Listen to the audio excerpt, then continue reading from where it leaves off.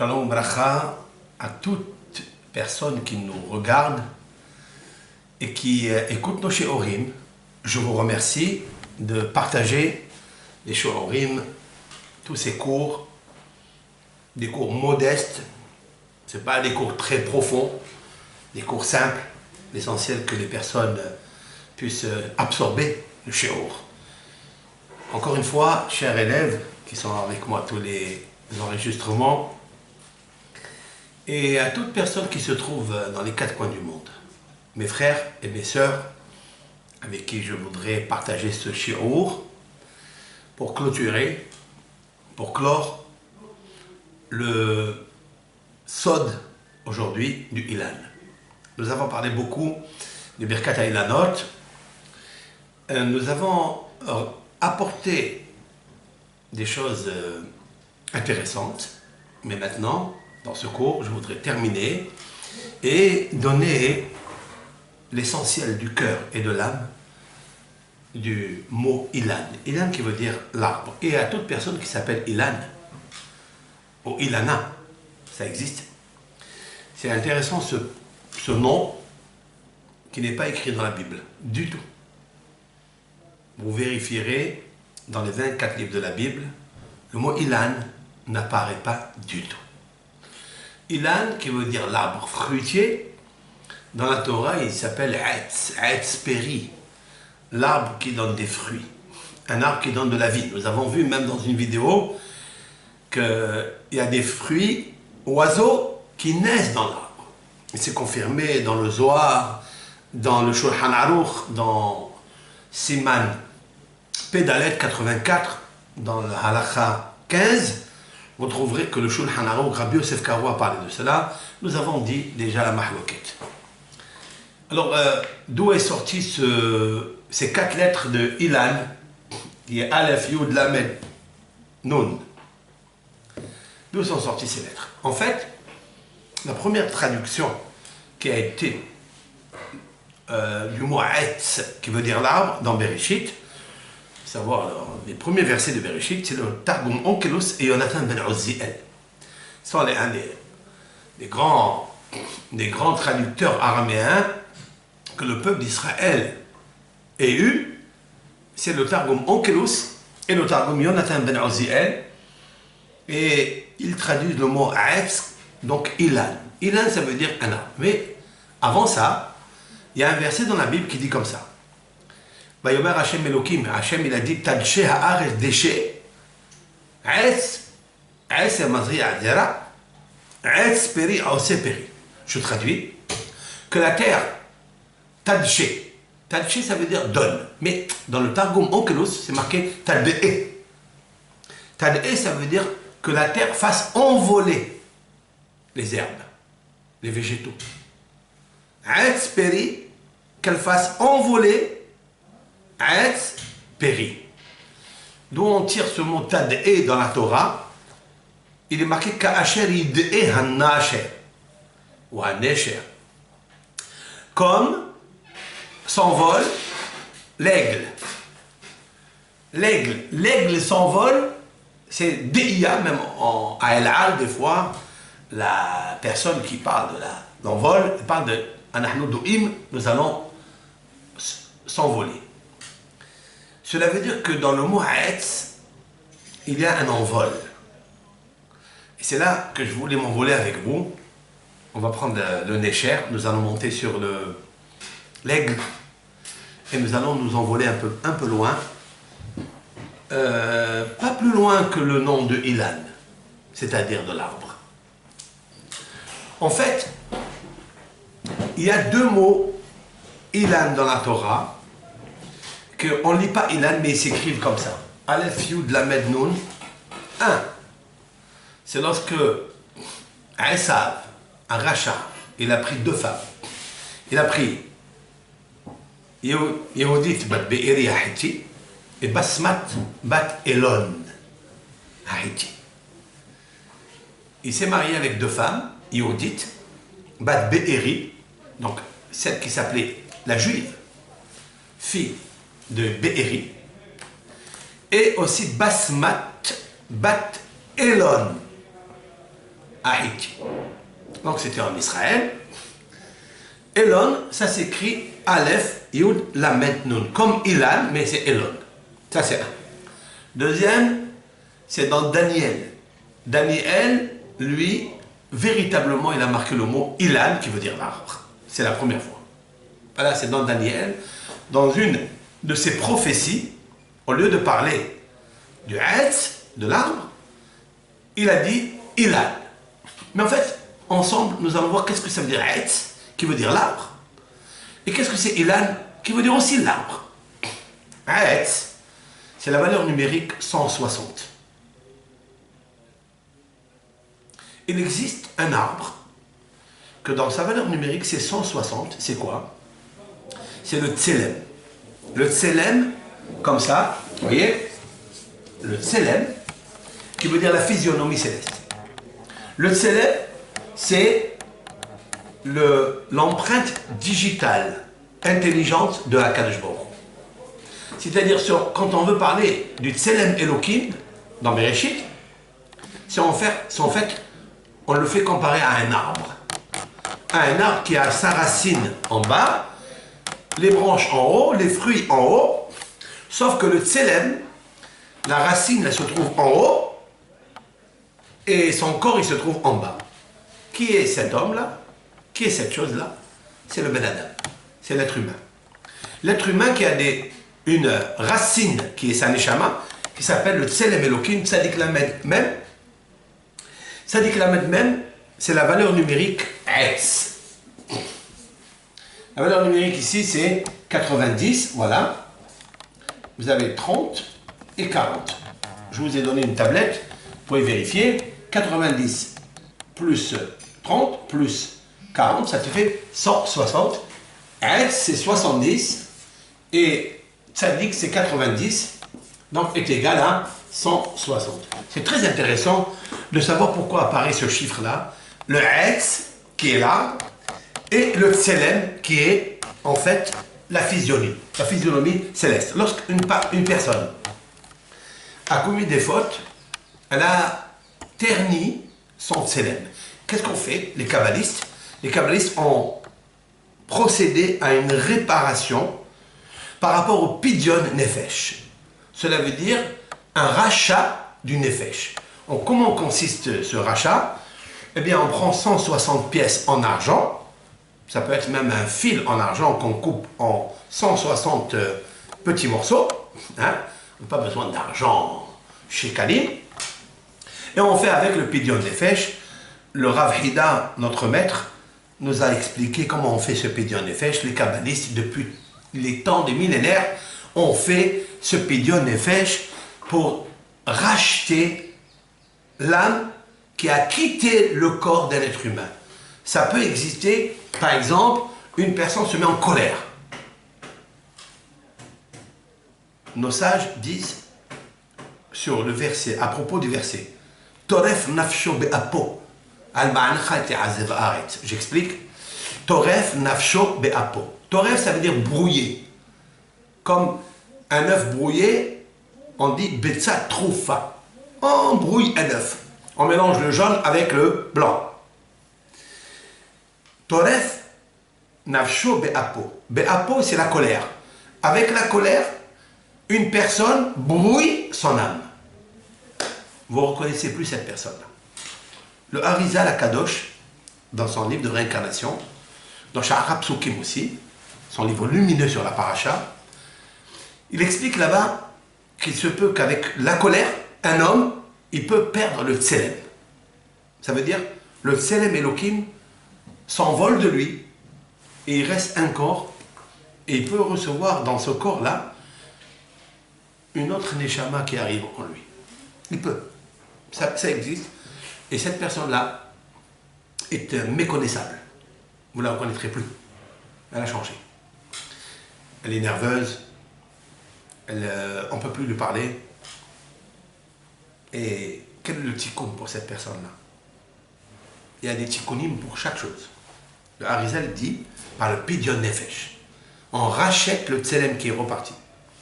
En donnant les 160 morceaux, ça peut être morceaux, ça peut être les shekels, les vrais shekels d'Israël, pas l'or, pas le cuivre, des shkalim. Je peux prendre un fil d'argent qui coûte 80 €, je ne sais pas combien ça coûte, en tous les cas, on coupe ce morceau-là, en le divise en 160 parties, et avec ça on fait le pidyon nefesh, bien sûr. Il faut savoir quelle est la technicité, quels sont les codes du nom de Dieu qu'il faut employer. Le Rav Hida a déjà donné la recette. Baruch Hashem, on a tout ce qu'il faut ici, tous les rabbanim en Israël. J'ai connu un Rav qui est décédé aujourd'hui, très grand kabbaliste, Rav Michael Feinstein, qui était Eisenbach, qui était un très grand maître dans Kabbalah, qui a étudié à Sha'ar HaShamayim, c'était le président de la yeshiva des Mekoubalim à Jérusalem, Rehov Ezra, là-bas, grand hacham, et je l'ai vu comment il pratiquait le pidyon nefesh avec 10 kabbalistes qui jeûnaient toute la journée. Lorsqu'une personne, elle venait leur donner, je lui ai même envoyé, aujourd'hui il est décédé, lui il était le gendre de Rizmal Galiot, c'est un grand hacham qui a écrit beaucoup de svarim, qui était la Havruta, qui était l'ami du Hazon Ish, Rabbi Avraham Karlitz, le Gaon Hazon Ish de mémoire bénie, qui était un très très grand maître en Torah. Eh bien, j'ai vu comment il faisait, et je lui ai demandé, mais d'où vous tenez cette technicité, cette réparation du Tikkun Nefesh? Il m'a dit, Marana Hida, le Rav Hida, qui bien sûr, lui, il a reçu ça des grands Mekoubalim. Maintenant, je reviens, le Tselem Elohim, nous allons le récupérer le mois de Nissan. Le mois de Nissan, on le récupère avec Birkat Ilanot. C'est pour ça que je vous ai fait tous ces cours de Birkat Ilanot. Maintenant, nous allons nous concentrer, avec l'aide de Hachem, sur le mot Ilan. Je prends le mot Ilan, en fait, c'est quoi le mot Ilan? Parce que nous avons posé une question. Pourquoi Birkat Ha-Ilanot, la bénédiction des arbres, et pas Birkat Ha-Etzim, communément, qui est marqué dans la Torah? Alors, avec l'aide de Hachem, il me semble qu'il y a un Zohar HaKadosh très intéressant, qu'il nous faut savoir que tout, il dit comme ça, je vais vous dire ce qu'il dit, et après je l'explique avec l'aide de Hachem, que tout ce qu'il y a comme vie dans ce monde ici, des 4 règnes, minéral, végétal, animal et être humain, il se déverse par un arbre qui s'appelle Ilan Ha'elyon, Ilan HaKadosh. Voilà ce que le Zohar dit. Ilan HaKadosh, cela veut dire l'arbre saint, l'arbre supérieur, l'arbre de la vie. Ilan Ha'im, l'arbre de la vie. Je n'ai jamais compris. Qu'est-ce qu'il veut dire? De quoi s'agit-il? Est-ce que là-bas, il y a des arbres? Est-ce que là-bas, on peut appeler Ilan? Là-bas, dans l'Insof, on ne peut pas concrétiser la matérialité, c'est impossible. Mais en fait, après réflexion, il me semble que Ilan, en fait, c'est le nom de Hakadosh Baruch. Voilà, c'est tout. C'est très simple, c'est simple comme bonjour. Ce que nous avons dans nos livres, dans le nom de la Torah, Yud, Ke, Vav, Ke, c'est ça le Ilan. Et je vais vous l'expliquer. Lorsque Hakadosh Baruch Hu, il a créé le monde, vous verrez toujours le terme Hashem Elohim, Hashem Elohim, Hashem Elohim. C'est quoi cette notion de Hashem Elohim? Hashem, comment on lit Hashem? Comme ça. On lit Hashem, c'est-à-dire Yud, Ke, Vav, Ke, hein, je ne le marque pas, ça fait 26. Et Adoshem, on lit Ado, on lit jamais ce qui est marqué. Mais on sait ce qui est marqué, il s'appelle Adoshem. Adoshem. Donc 26, et Adoshem c'est 65. D'accord? Yud Ke Vav Ke, ça s'écrit Yud Ke Vav Ke dans la valeur numérique 26, mais nous lisons Adonai. Aleph, Dalet, Nun, Yud, j'ai déjà parlé plusieurs fois de ce nom. Et ce nom Kadosh, c'est 65. Donc 26 et 65, ça me fait 91. Ce chiffre-là, c'est le Ilan. Le Ilan, c'est, regardez bien, c'est 91. Aleph, c'est 1, voilà, 1. Yud, c'est 10. Lamed, c'est 30. Et Nun, c'est 50. 1, 1, 3, ça fait 4, et 5, ça fait 91. Voilà ce que ça veut dire le Ilan. Ilan, Akadosh, tout il vient de Yud, Ke, Vav, Ke. Tout il vient de Yud, Ke, Vav, Ke. Tout Akadosh Baruch Hu, c'est lui qui fait, c'est lui le Ilan, c'est lui cet arbre. Mais nos Hachamim ont toujours déguisé par des énigmes, par des hidot, des devinettes. Comme il a écrit, Shlomo HaMelech, l'homme le plus sage des hommes, il a écrit la Vin Mashal Umlitza. Quand il parle dans ses proverbes, il dit que toutes les paroles des Hachamim sont que des devinettes et des paraboles. Alors ici, la plus grande devinette, pour nous aujourd'hui, c'est celle-là. Mais ce n'est pas une devinette qui est vide, c'est une devinette où il y a de la divinité. Il y a du divin dedans.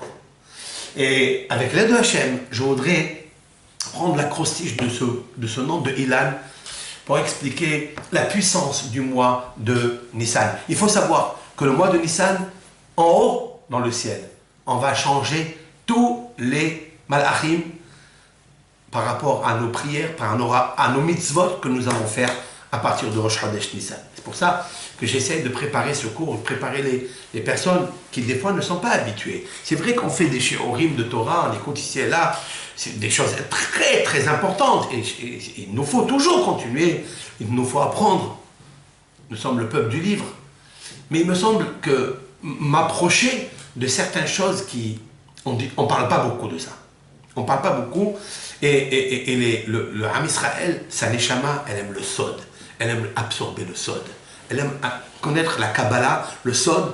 Pas seulement les midrashim, c'est très intéressant parce que tous les midrashim, il faut savoir, c'est du sod. Mais il faut le décortiquer, il faut le dévoiler. Et c'est ça qui m'intéresse aujourd'hui dans ce Chodesh Nissan. Nous allons, comme j'ai dit dans un des cours, que le nom de Dieu, Yud Ke Vav Ke, il sort d'un verset dans les psaumes, Ismehu Hashamayim Vetagel Haaretz. Nous l'avons vu plusieurs fois. Dans le nom de Hachem, Yud Ke Vav Ke, il est en ordre. Ça veut dire le Ilan, il est en ordre. Le Ilan Akadosh, il est en ordre.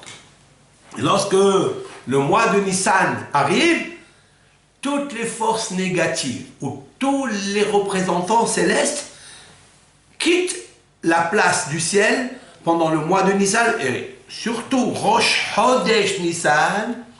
Combien il nous faut être heureux, contents, comme les cieux et la terre, Ismehu Hashamayim, la simha du ciel et l'allégresse de la terre.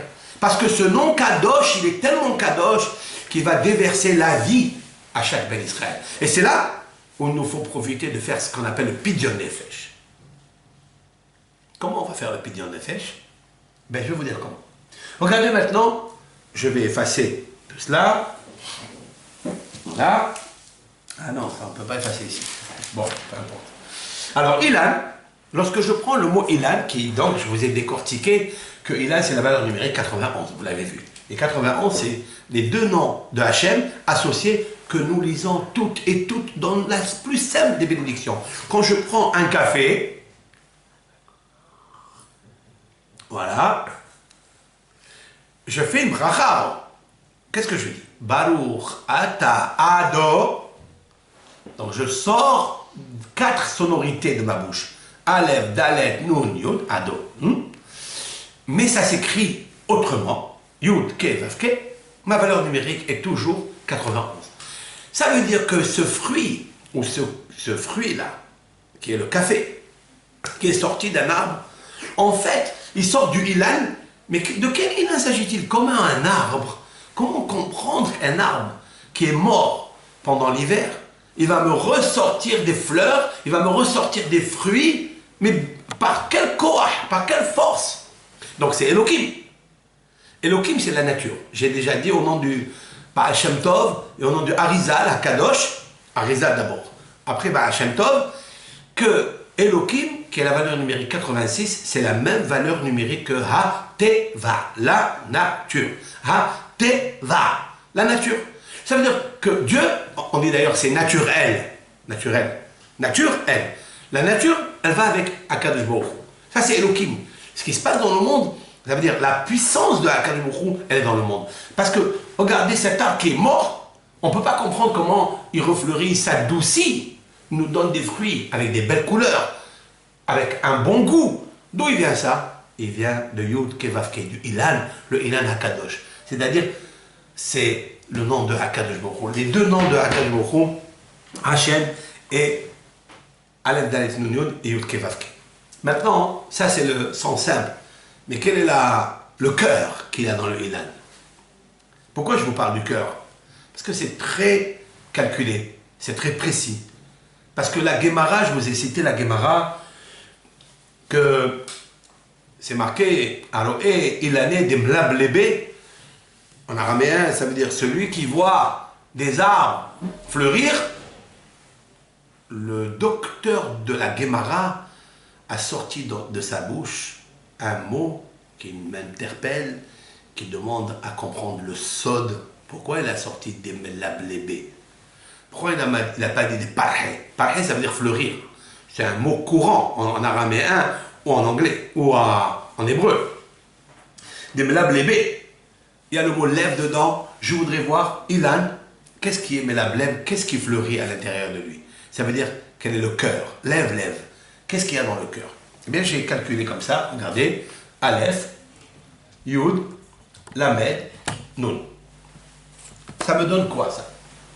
La valeur numérique d'ici, elle me donne 311. 311, je l'ai calculé. Ça, c'est 91. Après, vous avez ici tout le rajout de lettres, de lettres, de lettres. Il y a 8 lettres qui ont été rajoutées et qui font la valeur numérique 311. Ça veut dire quoi, 311? 311 est la valeur numérique du mot Ish, l'homme. C'est intéressant, très intéressant. Que le mot Ilan, en fait, de la même façon qu'il y a en haut, Ilan, un arbre spirituel, il faut savoir que cet arbre-là, c'est l'homme. L'homme, le Ish, l'homme, c'est un Ilan extraordinaire. Et la Torah, elle a dit qu'il y a Adam Etz Hassan, que l'homme est l'arbre des champs.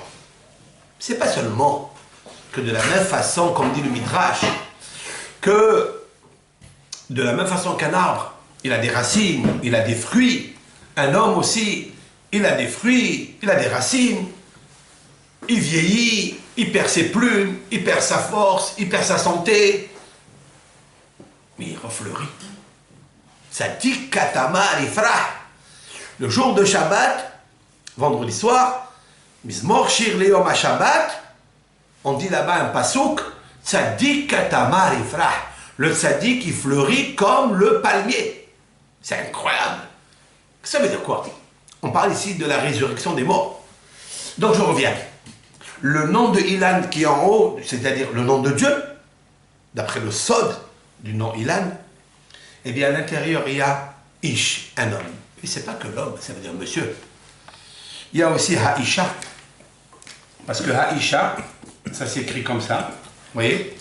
Haïcha. Ish, c'est ça, Ish. Ish, c'est tout homme de la terre qui s'appelle Ish. 1, c'est Aleph. Yud, c'est 10. Shin, c'est 300. Donc 311. Haïcha, c'est pareil. He, 5. He, 5. Ça fait 10. Shin, 300. Et 1, 311. Vous l'avez vu? Ish et Haïcha, c'est la même chose. Mais pas parce qu'ils sont la même chose. Alors qu'on sait très bien hein, que la femme, c'est très intéressant, que la femme elle est sortie de la côte de l'homme. C'est pas une création qui était une entité à part. Non, comme l'homme. Mais d'après la Kabbalah, il y a eu 2 femmes. C'est-à-dire, la première femme de Adam Arishon, celle-là, elle est devenue autre chose, c'est pas l'objet du cours. Mais Ish, il est sorti de Haïcha, il est sorti de Ish. C'est marqué dans la Genèse. Qui met Ish Luka Hazot. Adam Arishon a dit Haïcha, cette femme, elle est sortie de l'homme. Et de là où on voit que l'hébreu, on voit qu'il y a une résonance, il y a une connexion dans l'hébreu. Parce que Haïcha, il sort de Ish. Lachon, nofel al lachon, comme disent nos sages. C'est un langage qui tombe avec un autre, qui épouse le même. Parce que le mot Isha, elle est sortie de Ish, mais en fait, c'est la même valeur numérique. C'est ça qui est intéressant. C'est vrai ou pas? Oui. Mais le problème, il est comme ça. Si la femme, elle a la même valeur numérique que l'homme, ça ne marchera pas. Ça ne marchera jamais. Et je vais vous dire pourquoi. Parce qu'il est marqué Matza Isha Matzatov, celui qui trouve une femme, il trouve du bien. Et ça, c'est marqué dans le proverbe du roi Salomon. Et dans l'Ecclésiaste du roi Salomon, il est marqué Motseani et ha Isha marmi mavet. Je trouve, moi, la femme plus amère que la mort. Shlomo Amelech, il nous dit des choses comme ça. C'est possible, une chose pareille. Tu viens de dire que Matza Isha Matzatov. Et tu viens de dire là-bas Matza Isha, ça veut dire quoi? Marmi mavet, une femme, elle est amère. Allez-y dire aux femmes qu'elle est amère plus que la mort. Elle vous mord. Alors qu'est-ce qu'il faut faire? Viens le Rav Hida, Dieu bénisse pour ce luminaire. Il a dit comme ça. Non, Matza Isha Matzato. Celui qui trouve une femme, dit au roi Salomon dans les proverbes. Une femme. Isha, valeur numérique 306. Et la valeur numérique de Ish, c'est 311. Il y a 5 de différence. Et je vais vous dire pourquoi il y a 5 de différence. Les 5 sens de la vie. Tous les 5 sens de la femme se trouvent dans les 5 sens de l'homme. C'est un cours à faire pour le Shalom Bayit. Très intéressant. Tous les codes qu'il nous faut kabbalistiques. Mais dans l'Ecclésiaste, il a dit quelque chose d'autre. Il a dit Motseani et ha Isha. Il a ajouté à Isha, il lui a ajouté un He, ça veut dire 311. Si la femme, elle est 311 comme l'homme, ça va être très difficile de s'occuper de cette gestion du couple. Très difficile. C'est la raison pour laquelle ils se retrouvent les deux dans le Ilan. Les deux se trouvent dans le Ilan. Et c'est ça qui est intéressant, hein, chers frères et sœurs. Ce que je vous ai dit qu'en Shvat, le mois de Shvat, c'est vrai, il y a le Rosh Chodesh Shvat et tout Bishvat. Le Rosh Chodesh Shvat, qu'est-ce qu'il y a? Discussion Bet Shammai et Bet Hillel, mais ils ne sont pas en discussion en fait. C'est que la sève, d'après Bet Shammai, elle commence à monter dans les arbres le premier Shvat. D'après Bet Hillel, le 15 Shvat. Pourquoi dans ce mois? Pourquoi Kadosh Baruch Hu, il a fait que la création commence à faire monter la sève dans les arbres, soit le premier Rosh Chodesh Shvat, soit le 15 Shvat. Encore une chose, Moshe Rabbeinu, quand il a quitté ce monde, avant de quitter ce monde, il a commencé à expliquer la Torah au peuple d'Israël. C'était quel mois où il a commencé à expliquer la Torah, à détailler chaque halakha, chaque loi, à quel mois? Nissan, Iyar, Sivan, quel mois? Tishri, nos sages disent Rosh Chodesh Shevat. Il a commencé à faire rentrer les halachot au Am Israël dans leur ilan. Quand? Rosh Chodesh Shevat. Pourquoi? Parce que le monde, ce monde-là, le Elohim que nous connaissons, il est né grâce à la Torah. Parce qu'il est marqué dans le Zohar Kadosh. Tsafa Elohim be'oraita ou bara alma. Dieu, il a, si l'on peut dire ainsi, bien sûr, c'est profond, il a contemplé la Torah, c'est lui la Torah. Il n'y a pas autre Dieu et la Torah. Lui, c'est la Torah, et il ajoute Rabbi Shimon Bar Yochai, et Israël, c'est la Torah et c'est Dieu. Ces trois choses-là sont reliées ensemble. Dans un autre Zohar, c'est marqué. Quand Dieu il a regardé la Torah, en fait, la Torah, c'est la sève du monde. Parce que ce monde-là, c'est un arbre qu'il ne faut jamais briser, qu'il ne faut jamais casser. On n'a pas le droit de prendre une feuille d'un arbre et de la casser, de l'enlever pour rien. Ça n'existe pas une chose pareille.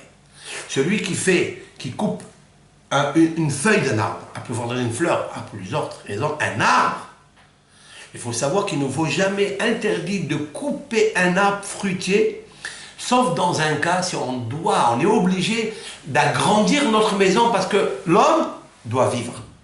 Mais si quelqu'un, par exemple, il a un arbre dans son jardin, et le paysagiste lui a dit, écoute, enlève cet arbre-là, et cet arbre, c'est un plaque minier, par exemple.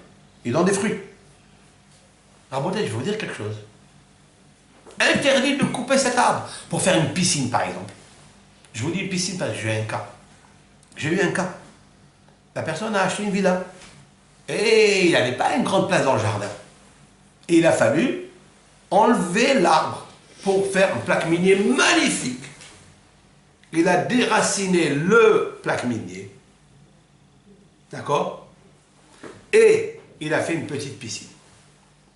Un mois après, ça n'a pas duré. Un mois. L'enfant de cette propriétaire, il est tombé dans la piscine. Heureusement que c'est un garçon qui était Mahat Tzedaka. Grâce à Dieu, ils l'ont sauvé. Par contre, la personne qui a construit la piscine est décédée 3 mois après. Et, la personne qui a façonné avec lui est tombée malade grave. Parce que les deux se sont occupés à déraciner un arbre. L'homme, à Kadouboukou, il a fait un arbre fruitier. D'ailleurs, même la Torah, elle te dit, quand tu es en guerre contre l'ennemi, la Torah, elle te dit, en allant à la guerre, pour rien, ne détruis pas les arbres. Waouh! Ne touche pas l'arbre. Parce que cet arbre-là, c'est en fait le nom de Dieu. C'est le nom de Hachem. Et donc la Torah, c'est quoi? C'est la sève du monde. Et de la même façon que la sève du monde, c'est la Torah, c'est pour ça que Moshe Rabbeinu, il a choisi le Chodesh Shvat pour expliquer la sève de la Torah au Ham Israël. Et il leur a donné toute cette Torah extraordinaire. C'est la raison pour laquelle que Ish, c'est la même valeur numérique que Shevat. Le mois de Shevat, c'est là où la femme tombe, l'arbre commence à tomber enceinte. Et à quel moment il fleurit? 3 mois après, le mois de Nissan. Nous allons continuer ce shiur Be'ezrat Hashem pour entrer un peu plus en profondeur. Shalom de Kulam, Bracha Be'etzlah.